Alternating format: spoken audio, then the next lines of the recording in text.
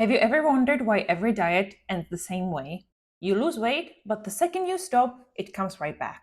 The reason is not that you lack willpower. The reason is that diets force you to eat less without ever asking why you eat more than you need in the first place. I spent over 10 years trapped in yo-yo dieting. Now I'm actually losing weight sustainably without counting calories or feeling deprived. And so I teach people how to do the same thing.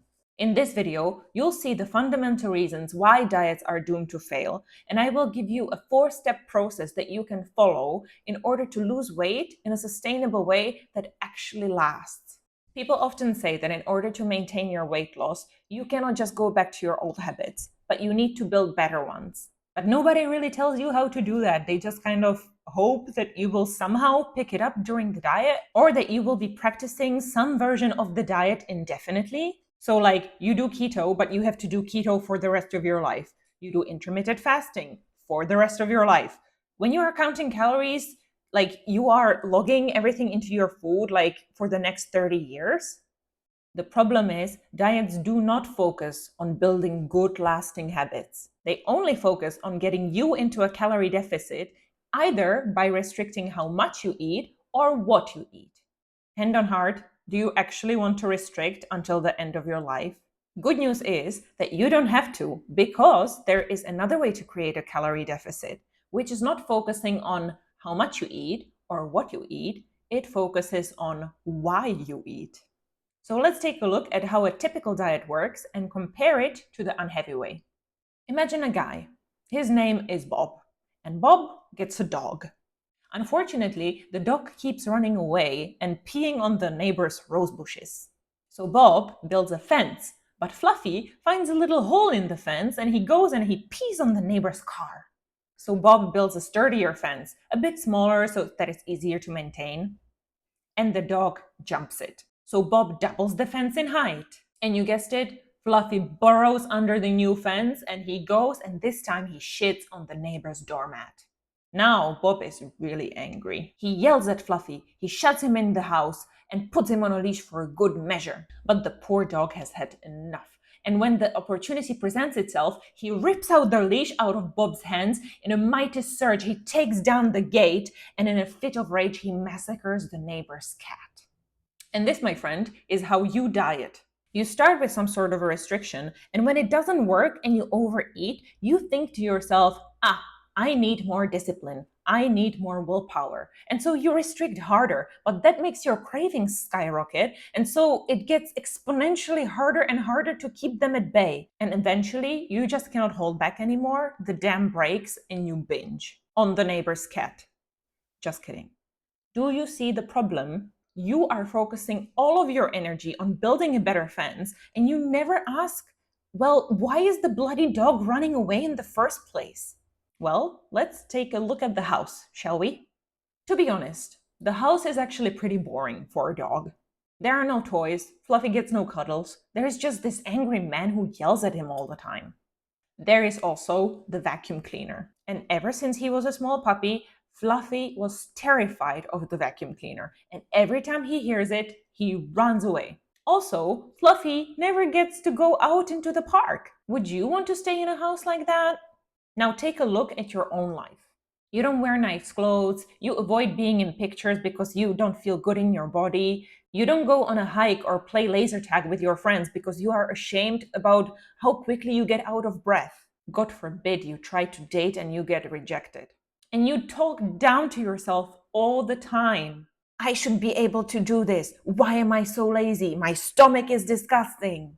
There is a constant stream of bad emotions that you don't want to feel because they suck, and so you avoid them at any cost, usually with food. And what's more, you don't even actually allow yourself to enjoy the food. Every time you go to a restaurant or actually have a nice meal, you either think about the calories and how you could save up, or how could you make up for the calories with exercise the next day, or you guilt trip yourself for eating too much. That's not life, that's hell. And I know what I'm talking about because I have been to hell. Thinking about food all the time, having intense cravings 24/7, your brain shouting at you all the time, eat, eat, eat. And what does diet culture tell you? eat more protein and lift weights. Great. Thanks for nothing. So if you've been yelling at yourself like Bob yells at Fluffy, it's time to change. You don't need another stricter diet. You need to build a life that you actually want to stay in, and one where food is not the only comfort that you have. Here's what that looks like in practice. Step 1. Change how you talk to yourself. Instead of calling yourself lazy and disgusting, appreciate your effort and celebrate your wins. I wore a crop top today and I felt great. Good job, me. Think of the poor dog. If anything is to change, he needs some love and reassurance, and so do you. Just imagine like a toddler learning how to walk, and every time she falls over, you go, "You suck, you should know better." And you say, "Susanna, but I should know better." Well, you don't. So you need to learn. And people learn best in supportive and positive environments, not when you are stressed out of your mind because you're so worried that you will fail again. Step 2. Make life bigger than weight loss. Imagine it like this. Now, food and worrying about eating is taking up like the whole circle of your attention. What you want to do is not take these thoughts away, you want to slowly replace them and kind of push them out over time. Pick a hobby or activity that excites you. Dance, hike, paint, anything that reminds you that you're more than just a number on a scale, because you are. This is absolutely crucial because if you are to reduce the food noise, you actually have to give yourself other things to think about. Step 3. Allow yourself to actually enjoy food. Eat tasty meals in moderation without guilt or punishment. Practice savoring what you eat. You already probably think that food is fantastic, that's why you are gravitating to it so much. So why not take the time to actually experience it? Step 4. Process your emotions in a better way. Suppressing emotions with food makes you feel numb, but actually processing them in a healthy way makes you feel good. So if you learn how to do that, over time you will have no reason to turn to food anymore because this actually works better. Spend 3 minutes a day journaling about how you feel. Emotions are there to be felt. Maybe in the beginning you will have a bit of a problem because you have not been open to receiving your emotions for such a long time. You just have been suppressing. But trust me, you give it time, you breathe deeply, and you ask yourself, what am I feeling right now? And things will start to come up. You don't need to do anything, you don't need to solve it. Just be there, breathe. If you want to cry a little, it helps. But you learn how to do that, and I promise you, over time, the need to eat will subside. This works. This is a quick preview about what it will feel like.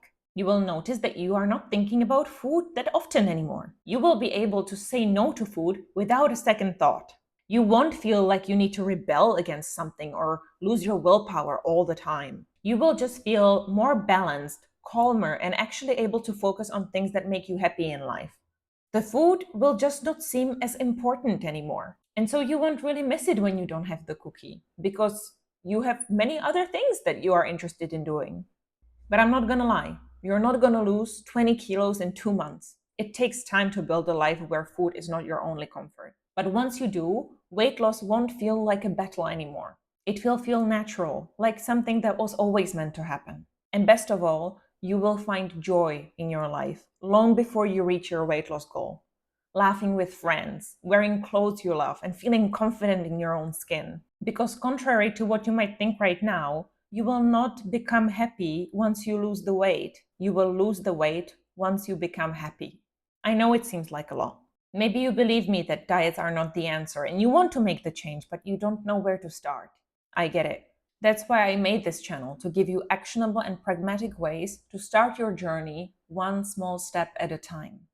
Of course, if you need more help, you can go to unheavyway.com and you can book a completely free one-to-one discovery call with me.